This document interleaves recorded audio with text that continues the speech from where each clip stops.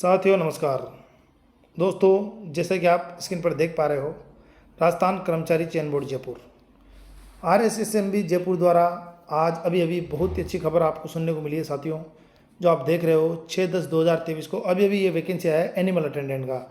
उपेन यादव साथियों इस भर्ती के लिए बहुत प्रयास किया है उन्होंने। उपेन यादव तो सबसे पहले उनको धन्यवाद देना चाहिए। साथियों, 5,934 पदों के लिए एनिमल अटेंडेंट का वैकेंसी आ गया आचार संहिता के पहले, तो ये बहुत ही अच्छी बात है। साथियों, ये जिन बच्चों को साथियों फॉर्म भरना है उनको लिए बहुत ही इंपॉर्टेंट वीडियो है। मेरे हिसाब से जो भी बेरोजगार हैं उनको ये फॉर्म भरना चाहिए। अब आप साथियों इसमें देखते हैं, मैं जो डिटेल बताता हूँ इसकी जैसे जैसे हम आगे बढ़ेंगे। साथियों, ऑनलाइन फॉर्म भरना है, इसमें आपको वन टाइम रजिस्ट्रेशन करवाना है। तो जिन बच्चों ने वन टाइम रजिस्ट्रेशन करवा रखा है उनके लिए कोई दिक्कत नहीं है, और जिन्होंने नहीं करवा रखा है वो एक बार रजिस्ट्रेशन करवा लें। वन टाइम जो रजिस्ट्रेशन करवाएंगे साथियों उसमें एक बार आपका शुल्क लगेगा, फिर आप कोई भी फॉर्म भर सकते हो। जैसे कि वन टाइम रजिस्ट्रेशन में 600 रुपये फीस है जनरल अभ्यर्थियों के लिए, या जो क्रिमिनल से बिलोंग करते हैं OBC और अति पिछड़ा वर्ग के अभ्यर्थी। और जो नॉन क्रिमिनल है साथियों उन सब के लिए OBC और MBC या जो EWS है उनका फीस है साथियों 400 रुपये, और जितने भी दिव्यांगजन हैं उनका भी फीस साथियों 400 रुपये, ST SC का भी 400 रुपये। तो एक बार आपको फीस देना है, उसके बाद कोई फीस नहीं देना है, और फॉर्म ऑनलाइन है। जिन बच्चों ने पहले कर रखा है उनके लिए जरूरत नहीं है। साथियों, डिटेल पढ़ लेते हैं हम इनका वैकेंसी का। साथियों देखो, यहाँ जो नॉन TSP क्षेत्र है उनके लिए है 5,281 पद। आप देखो साथियों, जनरल में 1334 है, जो ये जनरल है, पुरुष महिला कोई भी हो सकता है जो कंपटीशन फाइट करेगा। और सिर्फ महिलाओं के लिए 381 पद जनरल में रिजर्व है। साथियों बहुत पद है। जो विधवा बहनें हैं 152 पद साथियों, कम नहीं रहता है। तो ऐसी माँ बहनें जो हैं उनको ये फॉर्म जरूर भरना चाहिए। 152 बहुत पद होते हैं साथियों। हर कैटेगरी में विधवाओं के लिए शायद यहाँ पे बहुत अच्छे पद दिए हैं। अनुसूचित जाति में हम देख रहे हैं 67, और यहाँ पर अनुसूचित जनजाति में 50 पद। तो ऐसी महिलाएं हैं, उनसे मेरा विशेष अनुरोध है, और जो भी ये वीडियो देख रहा है तो ज़रूर पहुँचाएं साथियों। पहले से ही दुखी माताएं बहनें होती है, तो उनके लिए यहाँ पर बहुत अच्छी अपॉर्चुनिटी है साथियों। और OBC में देखिए आप 88 पद है, तो साथियों ठीक ठाक पद है। और दूसरे बच्चों के लिए भी बहुत अच्छे पद है। जैसे हम देख रहे हैं अनुसूचित जाति के लिए जनरल की जो पोस्ट है सामान्य की अनुसूचित जाति में 586 है, और महिलाओं के लिए 168 रिजर्व है। आप अपनी अपनी कैटेगरी देख सकते हो। अनुसूचित जनजाति के लिए 440 सामान्य है और 126 महिलाओं के लिए रिजर्व है। OBC में देखो साथियों बहुत अच्छे पद हैं, तो आप यहाँ पे देख सकते हो। MBC में भी देखो 185 पद सामान्य है और 52 पद महिलाओं के लिए रिजर्व है। तो आप बहुत ही ठीक ठाक वैकेंसी है। ये फॉर्म आप अवश्य भरें। आपकी जो कैटेगरी है आप देख सकते हो। इसी प्रकार आप EWS में भी देख सकते हो साथियों। 369 एक अच्छा वैकेंसी मैं मानता हूँ यहाँ पर। ठीक है, अब साथियों यहाँ बात करेंगे हम आगे। जो यहाँ पर दिया हुआ है हॉरिजॉन्टल रिजर्वेशन नॉर्मल है, जैसे और वैकेंसी में होता है वही यहाँ पर है। मुख्य बातें करता हूँ साथियों में। महिलाओं को 30% आरक्षण है, इस पर कोई बड़ी बात नहीं है, हर वैकेंसी में है, वैसा ही यहाँ पर है। अब हम देखते हैं यहाँ पर भूतपूर्व सैनिकों के लिए रिजर्वेशन है। उत्कृष्ट खिलाड़ी, अगर आप खेल में हो तो आपको खेल कोटे से खेल वाले बच्चों के लिए भी यहाँ पर रिजर्वेशन दिया हुआ है। अब साथियों यहाँ वेतनमान, जो सबसे इंपॉर्टेंट चीज़ है साथियों, वेतनमान साथियों L1 जो राजस्थान सरकार का L1 है, मतलब जो 1800 ग्रेड पे के लमसम है, वहाँ पर आपको उसका वेतनमान आपको दिया जाएगा।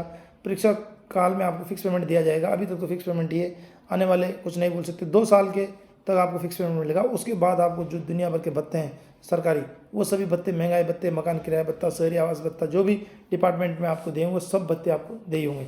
साथियों अभी तो बहुत अच्छा फैसिलिटी है यहाँ पर, मेडिकल फैसिलिटी वगैरह RGHS है, और पेंशन फैसिलिटी सबसे इम्पोर्टेंट है जो राजस्थान में अभी गूंज रहा है। पेंशन हर स्टेट के लिए एक अपॉर्चुनिटी बन गया है राजस्थान। साथियों एजुकेशन क्या मांगा है वो भी इम्पोर्टेंट है साथियों। आप 10th पास 10वीं पास होनी चाहिए। अगर आपने 10वीं पास कर रखी है तो आप फॉर्म भर सकते हैं। ठीक है दोस्तों, इसके अलावा जो बच्चे 10th में पढ़ रहे हैं वही बच्चे फॉर्म भर सकते हैं, परंतु एग्ज़ाम के पहले आपके पास मार्कशीट होनी चाहिए, मतलब आप पास हो जाने चाहिए। परीक्षा तिथि के पश्चात अगर आप कोई योग्यता अर्जित करते हो या 10th पास होते हो तो आप पात्र नहीं माने जाओगे। साथियों ये स्वास्थ्य वगैरह नॉर्मल है, स्वस्थ होना चाहिए। एज क्राइटेरिया इंपॉर्टेंट है साथियों। कौन इसको फॉर्म भर सकता है? जो बच्चे 18 साल के हो चुके हैं और अधिकतम 40 साल के हो चुके हैं। उससे कम 40 साल की कम उम्र के बच्चा कोई भी यहाँ पे फॉर्म भर सकता है साथियों। इसके अलावा जो रिजर्व कैटेगरी हैं उनको यहाँ पर बम्पर छूट दी गई, जैसे कि और भर्तियों में दी जाती है। 5 साल ST SC OBC EWS पुरुषों के लिए, महिलाओं के लिए साथियों 10 साल की छूट दी गई है। तो बहुत लंबी छूट दी गई है यहाँ पर, 50 साल तक वैलिड है। और साथियों अब ये सबसे इम्पोर्टेंट है साथियों, जैसे मैं पेंशन के बारे में बोला था, इस भर्ती में साथियों पेंशन देंगे। और अभी राजस्थान में पुरानी पेंशन स्कीम चालू हो गई, तो बहुत ही अच्छी साथियों गोल्डन अपॉर्चुनिटी है बेरोजगारी दूर करने के लिए। अब ये फॉर्म जरूर भरें। कब भरना है साथियों? 13 तारीख से फॉर्म स्टार्ट हो जाएगा और 11 नवंबर इसकी लास्ट डेट है। तो 11 नवंबर से पहले पहले आप ये फॉर्म अवश्य भर दें। ये लिंक यहाँ तक ही सक्रिय रहेगा। ठीक है दोस्तों, परीक्षा का माह भी अभी डाल दिया साथियों, अभी एक्टिव हो गया है। पहले जैसे आरपीएससी या आरएसएस भी नहीं रहे, एग्जाम डेट जो महीने डाल रहे उसी महीने में करा रहे हैं। जैसे आप आरएस का वैकेंसी देख लीजिएगा, अभी तुरंत करवाए। तो साथियों इसका अप्रैल से जून 2024 के बीच इसका एग्जाम हो जाएगा। तो आप सिलेबस भी दिया हुआ है साथियों, तो उसके अकॉर्डिंग आप तैयारी में लग जाएँ। ठीक है दोस्तों, अब हम बात कर लेते हैं अगर सिलेबस में दिया हुआ है तो ये फॉर्म कैसे भरेंगे साथियों। तो ये तो आप पहले भरते हो वही फॉर्म भरना है। त्रुटि अगर कोई गलती करते हो उसको सुधार का मौका मिले, इसमें हम बात नहीं करेंगे।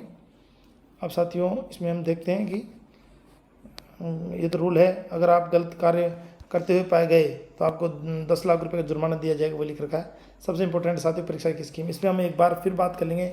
एक बार हो सकता है टाइम मिलेगा तो वीडियो बना देंगे। दोस्तों देखो 150 क्वेश्चन आएगा, बहुत इंपॉर्टेंट बात है, और 150 अंक होंगे। ठीक है, सबसे इंपॉर्टेंट जो मैं आपको बात बता दूँ, 105 जो हैं ये पार्ट 1 और पार्ट बी रहेगा साथियों, 45 अंकों का रहेगा, 45 क्वेश्चन रहेंगे। पार्ट ए में 105 अंक का पेपर होगा, 105 क्वेश्चन होंगे। तो ये तो होंगे साथियों राजस्थान से रिलेटेड, और ये 45 है ये रहेंगे साथियों एग्रीकल्चर या मतलब पशुपालन से रिलेटेड। आगे हम इसमें बात करेंगे साथियों, जैसे इसमें दिया हुआ है। साथियों बहुविकल्प प्रश्न होगा, माइनस मार्किंग रहेगा, 150 का पूर्णांक रहेगा, माइनस मार्किंग रहेगा साथियों 1/4।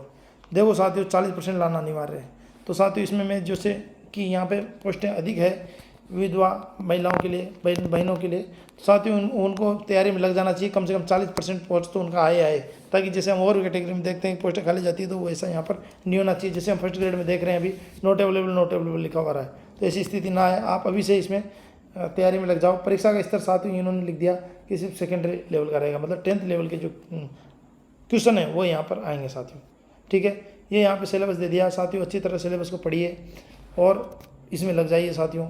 70 का जो % भारांक है वो तो है साथियों 100 में से, मतलब 70% का वेटेज है वो है आपके राजस्थान से रिलेटेड। और मैथ्स गणित नॉर्मल मैथ नॉर्मल गणित 10th लेवल की है। और जो राजस्थान से रिलेटेड सामाजिक भूगोल इतिहास वो है साथियों राजस्थान के संदर्भ में, ये यहाँ पर पूछा जाएगा। 30% जो भारांक के साथियों, मतलब 45 क्वेश्चन जो यहाँ पे हैं वो आपके पशुपालन विभाग से हैं। तो जिन बच्चों ने पशुपालन में, अगर मान लो जिन्होंने एग्रीकल्चर से पढ़ाई की हुई है, तो उनके लिए ये बहुत ईजी पड़ेगा 11th 12th, क्योंकि ये पूरा सिलेबस उनका है साथियों। तो अगर जिन बच्चों ने एग्रीकल्चर नहीं की तो वो चिंता ना करें, 11th 12th की किताब ले लें 11th वालों की। तो पशुपालन का ये पूरा सिलेबस आपको वहाँ पर आपको ये जानकारी मिल जाएगी, आप वहाँ से इसको आराम से पढ़ो साथियों। हार्ड नहीं है, बहुत ईजी सिलेबस है, जहाँ नॉर्मल है। पशुपालन कोई इतना हार्ड सब्जेक्ट नहीं है, आप इसको आराम से पढ़ सकते हैं। तो यहाँ से आप सिलेबस के अकॉर्डिंग तैयारी करें और इसमें सफलता प्राप्त करें। ये साथियों वेबसाइट दे रखा है, हमेशा आप इसी के संपर्क में रहें। किसी के कोई गलत, कई बार हम देखते हैं गलत प्रचार होता है, तो उन पर बकाव नहीं है। आप टाइम पर वेबसाइट चेक करते रहें। ठीक है साथियों, धन्यवाद, थैंक यू।